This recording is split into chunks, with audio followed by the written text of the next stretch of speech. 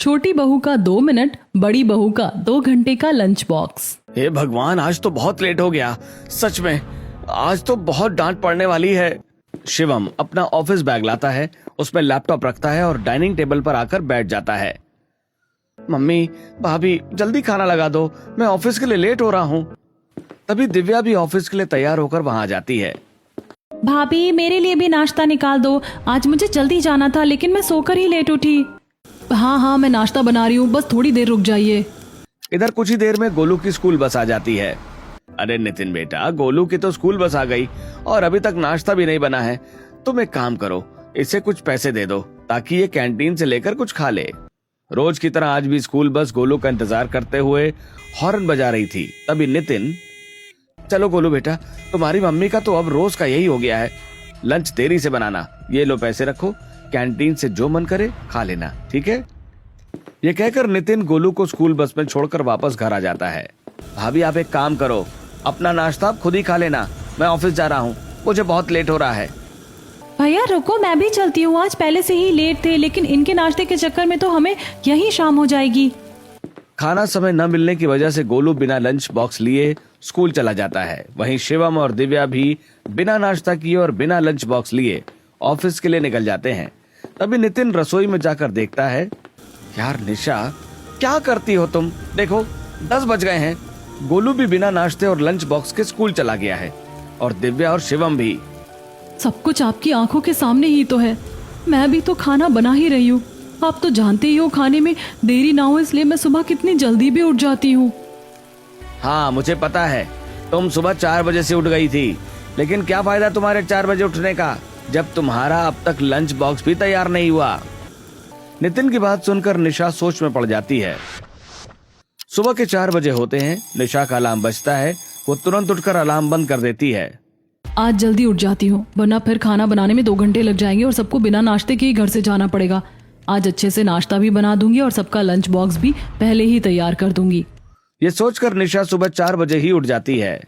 अगर अभी नाश्ता और लंच बनाकर रख दूंगी तो सुबह तक ठंडा हो जाएगा। एक काम करती हूँ, पहले घर की साफ सफाई कर लेती हूँ। निशा पूरे घर की साफ सफाई करती है। वो झाड़ू लगाती है और पोछा लगाती है। इसके बाद समय देखती है। अभी तो मेरे पास समय है, फटाफट नहा लेती हूँ, पहले पूजा करूंगी, तभी तो रसोई में काम अच्छे से कर पाऊंगी। निशा नहाने के लिए जाती है, लेकिन बाथरूम में बहुत सारे गंदे कपड़े पड़े होते हैं। हे भगवान, मैं तो भूल ही गई, कल लाइट की वजह से ये कपड़े धुले नहीं, कल पानी भी नहीं था, अब ये धोने भी पड़ेंगे। निशा हाथ से सारे कपड़े धोती है, उसके बाद नहाकर पूजा करती है। इसी बीच 8 बज जाते हैं। घर के सभी लोग उठ चुके होते हैं और ऑफिस व स्कूल जाने के लिए तैयार भी हो चुके होते हैं। हे भगवान, सुबह 4 बजे उठी थी, फिर भी 8 बज गए। अब मुझसे 2 मिनट में खाना तो नहीं बनेगा। खाना बनाने में लगभग 2 घंटे तो लगते ही हैं। निशा जल्दी जल्दी काम करने लगती है। वो हाथों से मसाले पीसती है और वो हमेशा बढ़िया नाश्ता बनाती है, जैसे मसाला खिचड़ी, आलू के पराठे, पनीर की भुर्जी। ऐसा खाना बनाने में समय लगना स्वाभाविक है। अब इन्हें कैसे बताऊं कि इतना सारा काम करूंगी तो समय तो लगेगा ही, लेकिन कोई बात नहीं, मुझे पता है मैं कुछ भी कर लूं, ये लोग नहीं समझने वाले।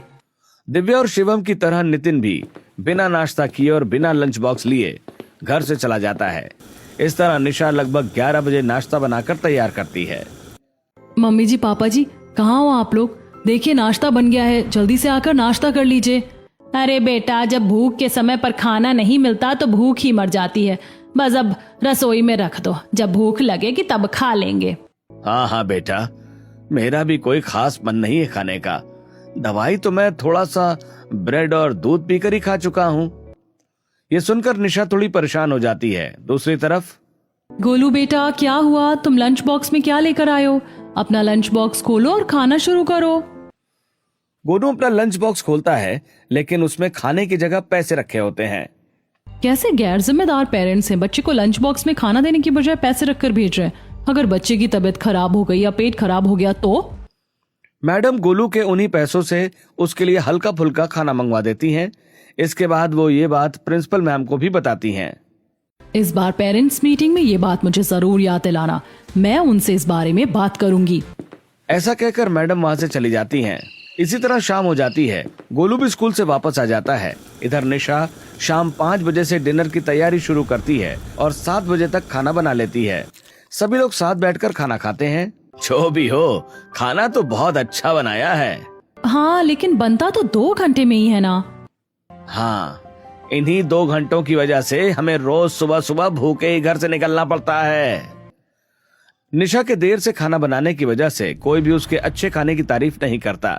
इसी तरह दिन बीतने लगते हैं। एक दिन आज गोलू के स्कूल में पेरेंट्स मीटिंग है। आपको तो बताया था घर के काम से मुझे फुर्सत नहीं मिलेगी, इसीलिए आप ही ऑफिस से थोड़ा समय निकाल कर वहाँ चले जाना। हाँ हाँ ठीक है, मैं चला जाऊंगा। ये कहकर नितिन ऑफिस के लिए निकल जाता है। ऑफिस में लंच करने के बाद वो गोलू के स्कूल पहुंचता है। स्कूल पहुंचते ही प्रिंसिपल मैम उससे बात करती है। कैसे पेरेंट्स हो आप, अपने बच्चे को लंच बॉक्स में खाना देने की बजाय पैसे देते हो। मैडम, वो कभी कभी नाश्ता बनने में थोड़ा लेट हो जाता है, बस इसलिए। रोज ऐसा नहीं होता। रोज नहीं होता, लेकिन ये बहुत बड़ी लापरवाही है, आगे से इसका ध्यान रखिएगा। निशा की वजह से नितिन को प्रिंसिपल मैम से डांट सुननी पड़ती है। वो गुस्से में घर लौटता है। क्या हुआ, आप इतने गुस्से में क्यों हैं? आपका मुंह क्यों बना हुआ है? सब कुछ आपकी मेहरबानी है। प्रिंसिपल मैम ने मुझे 4 बातें सुनाई। कह रही थी कि आप कितने लापरवाह और गैर जिम्मेदार पेरेंट्स हैं। बच्चे को लंच बॉक्स में लंच की जगह पैसे देकर भेजते हैं, ऊपर से नाश्ता न करके आने की वजह से फिर उसकी तबीयत खराब हो जाती है। ये सुनकर निशा बिल्कुल चुप हो जाती है। ऐसा तो नहीं है कि मैं सुबह उठकर फिर सो जाती हूँ या देर से उठती हूँ। सब कुछ आपकी आंखों के सामने ही तो है। मैं जल्दी उठ जाती हूँ, लेकिन काम इतना सारा है और सब कुछ अकेले करती हूँ। कोई मेरा हाथ भी तो नहीं बटाता। सब लोग खाना अकेले ही बनाते हैं, लेकिन तुम्हारी तरह नहीं, हर चीज सजाकर जो करनी होती है। दरअसल दिव्या नौकरी करती है और रोज ऑफिस जाती है। वहीं सरला के घुटनों में दर्द रहता है, जिसकी वजह से वो घर के काम में निशा की मदद नहीं कर पाती। निशा की देर से खाना बनाने की आदत से पूरा घर परेशान रहता है। इसी तरह दिन बीतते रहते हैं। एक दिन फिर वही सब होता है। सभी लोग नाश्ते का इंतजार कर रहे होते हैं। आज रविवार का दिन होता है। नाश्ते का इंतजार करने से बेहतर है मैं दवाई ही ले लूं। मुझे तो कुछ बुखार सा लग रहा है। राजेश मन ही मन यही सोचता है और खाली पेट ही बुखार की दवाई खा लेता है। थोड़ी देर बाद उसकी तबीयत बहुत ज्यादा खराब हो जाती है। शिवम बेटा, जरा डॉक्टर को फोन तो करो, तुम्हारे पापा का बुखार उतरने का नाम ही नहीं ले रहा है। शिवम तुरंत डॉक्टर को फोन करता है। थोड़ी देर में डॉक्टर घर आ जाते हैं। आपने कौन सी दवाई ली थी? सरला डॉक्टर को दवाई दिखा देती है। क्या आपने ये दवाई खाने से पहले कुछ खाया था? नहीं नहीं डॉक्टर, वो आपकी ये हालत खाली पेट दवाई खाने से हुई है। आपको खाली पेट दवाई नहीं लेनी चाहिए थी। अगर आप ऐसे ही खाली पेट दवाई लेते रहेंगे तो आपकी तबीयत और ज्यादा बिगड़ जाएगी। डॉक्टर राजेश को दूसरी दवाई देते हैं और उन्हें सारी सावधानियां समझाकर वहां से चले जाते हैं। ध्यान रखिए, आगे से कभी भी खाली पेट दवाई मत लीजिए।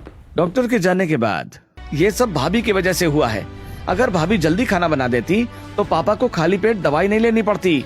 हाँ हाँ, सबकी जिम्मेदार मैं ही हूँ। इस घर में जितने भी कर्म कांड होते हैं सब मेरी वजह से ही होते हैं। इतना कहकर निशा गुस्से में वहां से चली जाती है। इधर जैसे ही डॉक्टर इनके घर से निकलते हैं, उन्हें देखकर पड़ोसन पिंकी और पूनम भी वहां जाती हैं। सरला बहन, क्या हुआ? आज सुबह सुबह डॉक्टर को क्यों बुलाना पड़ गया? कुछ नहीं बहन, इनकी तबीयत बहुत खराब हो गई थी खाली पेट दवाई लेने की वजह से। अरे इतनी गैर जिम्मेदार है बहू, अभी तक बहू ने खाना नहीं बनाया। अरे खाना तो बना लेती है, लेकिन अकेले सारा काम करना पड़ता है, इसीलिए देर हो जाती है। हाँ ये तो सही कह रही हो, लेकिन अब तुम्हें छोटे बेटे की भी शादी कर देनी चाहिए, फिर दोनों बहुएं मिलकर सारा काम संभाल लेंगी। हाँ ये तो तुम सही कह रही हो, अब रिश्ता देखना शुरू करेंगे, जैसे ही कोई अच्छी लड़की मिलेगी शादी कर देंगे। अरे इसमें क्या बड़ी बात है, लड़की मुझे बोल, मैं बताती हूँ। नेकी और पूछ पूछ, तुम बताओ बहन, अगर लड़की पसंद आ गई तो भगवान का नाम लेकर बात पक्की कर देंगे। पिंकी अपने घर जाती है और व्हाट्सएप पर सरला को लड़की की फोटो भेज देती है। सभी लोग फोटो देखते हैं और सबको लड़की बहुत पसंद आती है। मम्मी अब रोज नाश्ते और लंच बॉक्स के लिए इंतजार तो नहीं करना पड़ेगा। दिव्या की बात सुनकर सभी लोग हंसने लगते हैं। इसके बाद सरला पिंकी से बात करती है और आखिरकार लड़की वालों के घर रिश्ता पक्का करने के लिए सभी लोग पहुंच जाते हैं। कुछ देर बातचीत होती है। उसके बाद कोमल अपनी मम्मी के साथ तरह तरह का नाश्ता और खाना सबके सामने लगा देती है। इतना सारा स्वादिष्ट खाना देखकर, अरे दिव्या देखो, कितने अच्छे अच्छे पकौड़े, पोहा, पास्ता, पनीर और मलाई चाप बनाई है। अगर ये सब कोमल ने बनाया होगा तो मजा आ जाएगा। हाँ भैया, हमारी तो लॉटरी निकल जाएगी। वैसे भी निशा भाभी से हम सब परेशान हैं। दोनों भाई बहन आपस में बातें करके खुश हो रहे होते हैं। खाना खाने और सबसे मिलने के बाद, देखिए भाई साहब, हमें आपकी लड़की बहुत पसंद है और हम इसे जल्द से जल्द अपने घर की बहू बनाना चाहते हैं। हमें भी लड़का पसंद है, बस जब आप कहें हम भी तैयार हैं। घर जाकर हम अपने पंडित जी से कोई अच्छी सी तारीख निकलवा कर आपको बता देंगे। आप भी अपने पंडित जी से दिखवा लीजिए। हाँ, ये ठीक रहेगा। फिर हम आपको फोन करके बता देंगे। सभी लोग जाने लगते हैं, लेकिन शिवम से रहा नहीं जाता। क्या ये सारा खाना आपने बनाया है? कोमल शर्माते हुए जवाब देती है।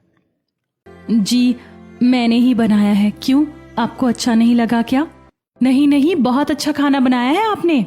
हमारी बहन तो बहुत जल्दी खाना बनाती है, सब कुछ देखते ही देखते तैयार कर देती है।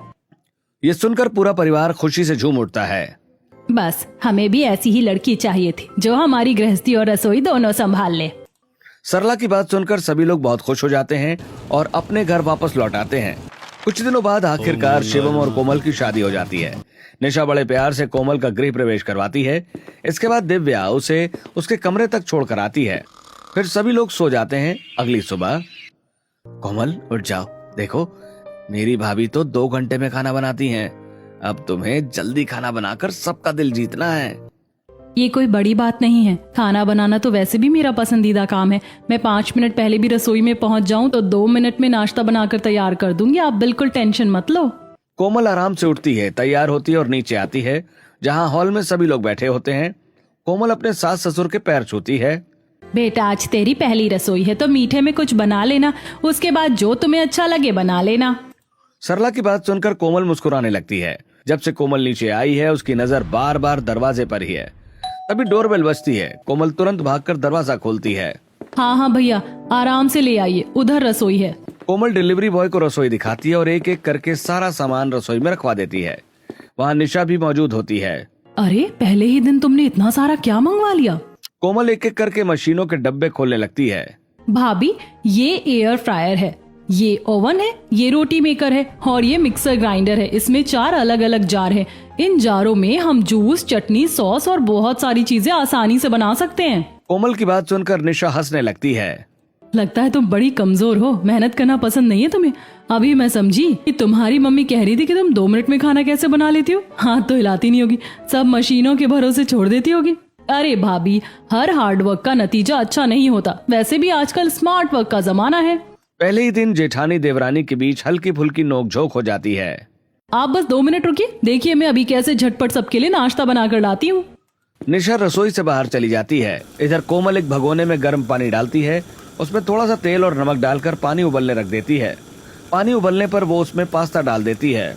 नाश्ते में तो सब पास्ता खा लेंगे, सबको पसंद होता है। अब मीठे में क्या बनाऊं? थोड़ी देर सोचने के बाद कोमल की नजर ब्रेड पर पड़ती है। आइडिया, ब्रेड को दूध में डिप कर दूंगी, ऊपर से ड्राई फ्रूट्स और मलाई डाल दूंगी तो झटपट बढ़िया सी मिठाई तैयार हो जाएगी। कोमल दूसरे भगोने में पहले से रखा हुआ दूध उबालती है, उसमें ब्रेड डालती है, फिर ऊपर से ड्राई फ्रूट्स डालकर उसे सजाती है और कटोरियों में निकाल देती है।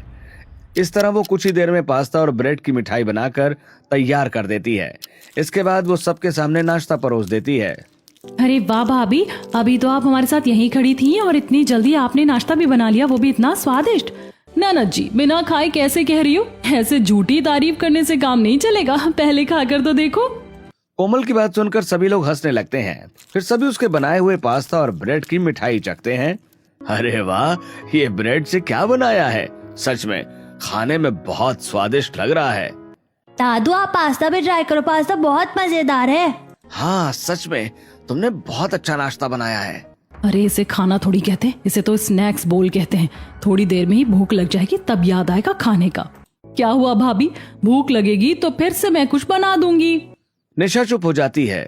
वो भी सबके साथ पास्ता और ब्रेड की मिठाई खाकर देखती है। इसी तरह कोमल की पहली रसोई की रस्म पूरी हो जाती है। अगले दिन नितिन, शिवम और दिव्या सभी तैयार होकर डाइनिंग एरिया में आते हैं। इधर कोमल सबके लिए गर्मा गर्म मूंगफली वाला पोहा बनाकर पहले ही तैयार कर चुकी होती है। अरे वाह भाभी, आपने तो हमारे आने से पहले नाश्ता तैयार करके रखा हुआ है। शायद ये पहली बार हुआ है कि हमें नाश्ते के लिए इंतजार नहीं करना पड़ा। नितिन की बात सुनकर सभी लोग हंसने लगते हैं। वहीं निशा को ये बात मन ही मन बहुत बुरी लगती है। भैया सिर्फ नाश्ता ही नहीं, मैंने आप सबके लंच बॉक्स भी तैयार कर दिए हैं। अरे भाभी, ये तो कमाल कर दिया आपने। अब ना तो बॉस की डांट सुननी पड़ेगी और ना ही बिना कुछ खाए घर से निकलना पड़ेगा। कोमल के आने से घर के सभी लोग बहुत खुश होते हैं क्योंकि अब उन्हें समय पर नाश्ता और लंच बॉक्स मिल जाता है। सभी लोग साथ बैठकर नाश्ता करते हैं। उसके बाद कोमल सबको लंच बॉक्स देती है और सभी ऑफिस के लिए निकल जाते हैं। इधर गोलू की स्कूल बस भी आ जाती है और वो स्कूल चला जाता है। ऑफिस में लंच ब्रेक के दौरान, क्या बात है भाई, आज तो भाभी ने कुछ अच्छा बना कर दिया होगा लंच बॉक्स में, जरा हम भी तो देखें। कुछ बढ़िया ही डाला होगा, तभी तो भाई के गालों पर लाली आ रही है। शिवम के दोस्त उसे छेड़ने लगते हैं। शिवम मुस्कुराते हुए अपना लंच बॉक्स खोलता है, लेकिन उसमें पोहा होता है। अरे ये क्या, भाभी ने लंच बॉक्स में भी सिर्फ पोहा दिया है। लगता है भाभी बहुत हेल्थ कॉन्शियस है। अब नहीं बढ़ेगा तेरा वजन, भाभी तुझ पर पूरा कंट्रोल रखेंगी। शिवम के दोस्त उसका मजाक उड़ाने लगते हैं। अरे भाई, मुझे पोहा बहुत पसंद है, मैंने ही कहा था, इसलिए शायद उन्होंने लंच बॉक्स में भी पोहा दे दिया। जैसे तैसे शिवम बात संभाल लेता है। इसके बाद सभी वापस अपने काम में लग जाते हैं। इसी तरह दिन बीतने लगते हैं। कोमल झटपट खाना तो बना देती है, लेकिन उसके खाने में ज्यादातर मैगी, पास्ता, पोहा जैसी चीजें ही होती हैं। एक दिन, यार दिव्या, मैं तो अपना लंच बॉक्स घर पर ही भूल गई और मुझे बहुत तेज भूख लगी है। तो क्या हुआ, मैं लेकर आई हूँ ना लंच बॉक्स। पता नहीं भाभी ने क्या दिया होगा, चलो दोनों शेयर कर लेते हैं। दोनों दोस्त कॉलेज के कैफेटेरिया में जाकर बैठती हैं। जैसे दिव्या अपना लंच बॉक्स खोलती है, उसमें मैगी होती है। अरे ये क्या, तू तो बच्चों वाला खाना लाई है, लंच बॉक्स में मैगी कौन लाता है? वैसे भी मुझे तो ठंडी मैगी बिल्कुल पसंद नहीं। लंच बॉक्स में मैगी देखकर दिव्या मनी मन सोचने लगती है, हे भगवान, एक बड़ी भाभी थी जो 2 घंटे में खाना बनाती थी और एक ये छोटी भाभी जो सिर्फ लंच में पोहे और मैगी दे देती हैं। क्या मैगी, लंच में मैगी कौन लाता है? चल कोई बात नहीं, मैं कैंटीन से लाकर कुछ खा लूंगी। कोमल की बनाई हुई मैगी की वजह से दिव्या को भी अपनी दोस्त के सामने शर्मिंदा होना पड़ता है। शाम हो जाती है और दिव्या घर वापस आ जाती है। जैसे डिनर का समय होता है, निशा बेटा, मेरे कमरे की सफाई कर दे, वैसे भी 6 बज रहे, खाना तो कोमल बना ही लेगी। वैसे भी मैं घर की सफाई में लगी हुई हूँ। आज सुबह मैंने मेरे और दिव्या दीदी के कमरे की सफाई कर दी थी, अब आपके कमरे की कर देती हूँ। कल सुबह छत भी साफ कर लेंगे तो सही रहेगा। कम से कम एक बहू रसोई संभाल लेती है तो एक ऊपर का काम सब कुछ जल्दी जल्दी हो जाता है। जब से घर में कोमल आई है, निशा को रसोई से थोड़ी छुट्टी मिल गई है। वो घर के बाकी सारे काम संभाल लेती है और कोमल पूरी तरह रसोई संभालती है। निशा सरला के कमरे में जाकर सफाई करने लगती है। थोड़ी देर बाद डिनर का समय हो जाता है। यार भूख लग रही है, वैसे भी तुम लंच बॉक्स में क्या मैगी, पोहा और पास्ता देती रहती हो। मेरे दोस्त मजाक बनाते हैं, कुछ अच्छा सा लंच बॉक्स बनाया करो तुम। तभी कमरे के सामने से दिव्या गुजर रही होती है। शिवम की बात सुनकर वो दरवाजा खटखटाकर अंदर आ जाती है। हाँ भाभी, भैया बिल्कुल सही कह रहे हैं। आज मुझे अपनी दोस्तों के सामने शर्मिंदा होना पड़ा। प्लीज ये बच्चों वाला खाना हमारे लिए मत पैक किया करो, ये तो गोलू के लिए ही ठीक है। हाँ हाँ ठीक है, कल कुछ और बना दूंगी। फिलहाल कोमल रसोई में जाकर डिनर की तैयारी करती है। आज उसने सबके लिए मटर पुलाव बनाया है। सभी लोग खाना खाकर सो जाते हैं। अगली सुबह आज कोमल सबके लिए नाश्ते में सैंडविच बनाती है। भाभी, आपने यही सैंडविच हमारे लंच बॉक्स में भी तो पैक नहीं किए हैं ना? कोमल दिव्या की बात को अनदेखा कर देती है। सभी लोग अपना अपना लंच बॉक्स लेकर निकल जाते हैं। लंच ब्रेक में जैसे वो लंच बॉक्स खोलते हैं, उसमें सैंडविच देखकर सबका माथा ठनक जाता है। नितिन भाई, क्या बात है, आजकल भाभी से नाराजगी चल रही है क्या? जो रोज ऐसा लंच चल रहा है। अरे नहीं यार, कैसी बातें कर रहे हो। वो सुबह के समय थोड़ा बहुत बिजी रहती है, इसलिए जल्दी बनने वाली चीजें बना देती है। नितिन भी जैसे तैसे झूठ बोलकर अपने दोस्तों की बातों का जवाब देता है। शाम को जब सभी लोग घर लौटते हैं, मम्मी ये कोमल कहाँ है, आप इसे समझाइए। भला रोज रोज नाश्ते में पोहा, मैगी, सैंडविच कौन खाता है? लंच बॉक्स में भी यही सब। मेरे दोस्त मेरा मजाक बना रहे हैं। मैंने भी कहा था और शिवम भैया ने भी, लेकिन ये हमारी बात सुने तब ना। हाँ भाई, अब तो हम भी ये बच्चों वाला खाना खाकर परेशान हो गए हैं बेटा। रोज रोज ये नहीं चलेगा। सभी लोग कोमल को बातें सुनाते हैं तो ये देखकर निशा मन ही मन खुश हो जाती है। भाई जब मेहनत करना पसंद ही नहीं है तो यही होगा। ये तो मशीनों के भरोसे जीती है। मसाला मिक्सी में पीस लिया, खाना ओवन और एयर फ्रायर में बना दिया। अरे जब तक खाने में हाथों का स्वाद नहीं जाएगा खाना स्वादिष्ट कैसे बनेगा। बस जेठानी जी रहने दीजिए, आपको तो मुझे बातें सुनाने का बस एक मौका चाहिए। अरे सही तो कह रही है वो बहुत अच्छा खाना बनाती है।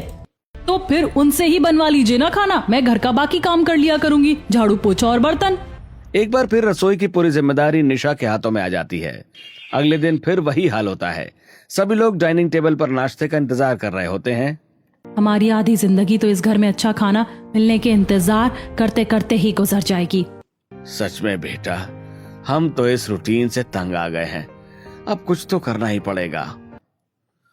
अब घर के सभी लोग दोनों बहुओं से परेशान हो जाते हैं। एक बहू 2 मिनट में खाना बना देती है, जो जल्दी तो बन जाता है लेकिन स्वादिष्ट नहीं लगता, और ऐसा खाना रोज खाने से पेट भी खराब हो जाता है। दूसरी बहू 2 घंटे में खाना बनाती है, तब तक सबकी भूख ही खत्म हो जाती है। इसी तरह दिन बीतने लगते हैं। एक दिन सुबह घर में राधा और कीर्ति की एंट्री होती है। भाई, ये हमारे घर की 2 नई मेहमान हैं। आज से कुछ दिनों के लिए हमारे घर पर ही रहेंगी। सभी लोग राधा और कीर्ति से मिलते हैं और उनका स्वागत करते हैं। वो तो ठीक है पापा, लेकिन इनका परिचय तो करवाइए, हम भी तो जाने हमारे मेहमानों को। बेटा, ये मेरे दोस्त की बेटियां हैं।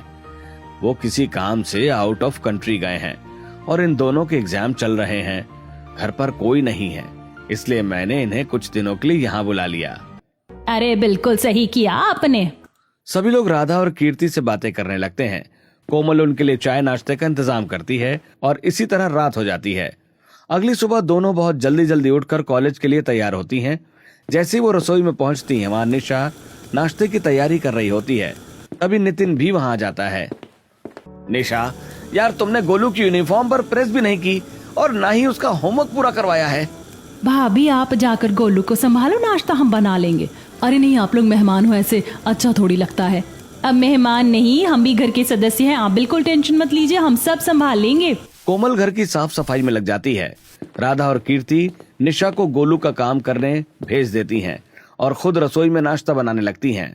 कीर्ति एक काम करते हैं, नाश्ते में पनीर के पराठे, मिक्स वेज, साथ में चाय और दही रख लेते हैं, जिससे जो खाना होगा खा लेगा, और लंच बॉक्स में छोले चावल के साथ पूरियां रख देंगे। अरे वाह बहन, बहुत अच्छा मेन्यू बनाया है, सुनकर ही मेरे मुंह में पानी आ गया। बस बस, मुंह में पानी बाद में लाना, पहले फटाफट काम में लग जा।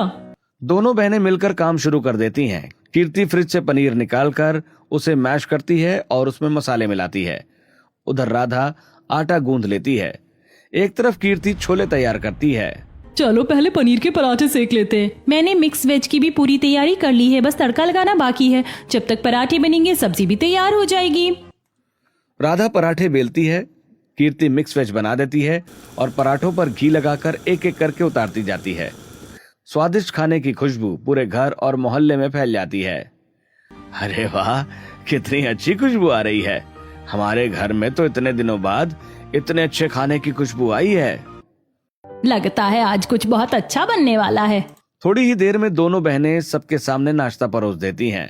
बेटा तुम्हें तो कॉलेज जाकर एग्जाम देना है ना, तुम लोग खाना बनाने में क्यों लग गई, लेट हो जाओगी।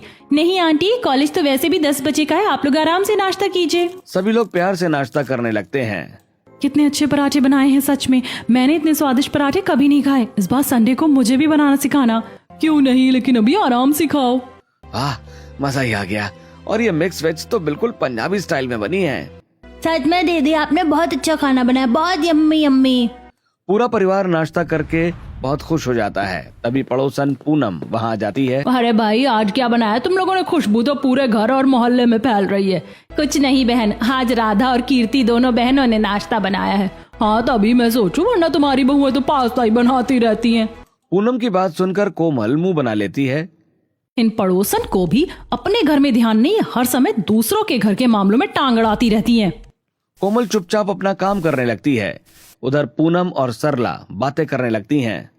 दोनों बच्चियां इतनी समझदार हैं कि क्या बताऊं, इतनी जल्दी नाश्ता बना दिया और सबके लिए लंच बॉक्स भी पैक कर दिया। दूसरी तरफ राधा और कीर्ति सबके लंच बॉक्स लाकर टेबल पर रख देती है।